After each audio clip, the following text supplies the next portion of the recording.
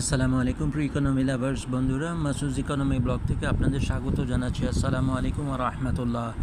আল্লাহ তাআলা বাংলাদেশকে সমস্ত বালা মুসিবত আপদ বিপদ থেকে হেফাজত করুন, আমিন। দেখুন, আজকে প্রথম আলো পত্রিকার কাছে কৃতজ্ঞতা প্রকাশ করছি। প্রথম আলোর কিছু প্রতিবেদন নিয়ে আজকে কথা বলতে চাই। এক নম্বর হচ্ছে যে প্রথম আলো থেকে বলা হচ্ছে যে স্থিতিশীলতা এসেছে সামষ্টিক অর্থনীতিতে, কিন্তু কেমন আছে মানুষ।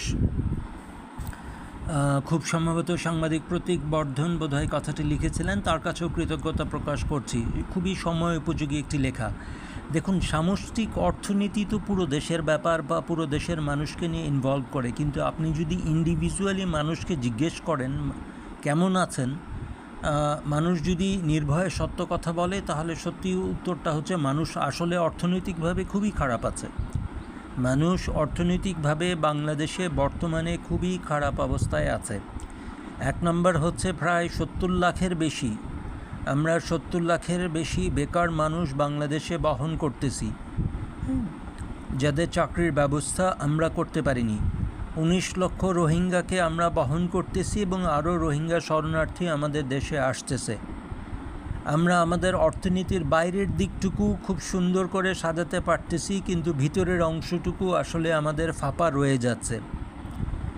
এই যে বিভিন্ন কারণে কথায় কথায় বিভিন্ন দেশ আমাদের ট্রেড ইউনিয়ন, শ্রমিক অধিকার, মানবাধিকার ইত্যাদি বিষয়ে জ্ঞান দান করে, এর পুরোটা তো ভাই মিথ্যা কথা না। আসলেই তো আমরা আমাদের শ্রমিকদের মানবাধিকার লঙ্ঘন করি, এই কথাটা তো সত্য। সত্য স্বীকার করলে সমস্যা অর্ধেক মিটে যায়। এটা আমাদের মাসুজ ইকোনমিতে আমাদের সিদ্ধান্ত। সত্য স্বীকার করলে সমস্যা অর্ধেক মিটে যায়।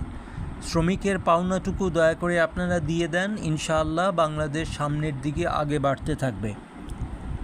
প্রথম আলো পত্রিকা এটা তো ছাপা হয়েছে, 80% পরিবারের আয়ের চেয়ে খরচ বেশি, সংসার চলে ধার দেনায়। এটা চিন্তা করার ব্যাপার। 80% পরিবার, এটা চারটিখানি ব্যাপার না, এটা চারটেখানি ব্যাপার না। মাননীয় সরকারকে এই দিকে একটু তাকানোর জন্য খেয়াল করতেছি। প্রথম আলো বলতেছে কন্টেইনার মাসুল হঠাৎ করে 100% বৃদ্ধি, রপ্তানি বাণিজ্যে নেতিবাচক প্রভাবের সংখ্যা।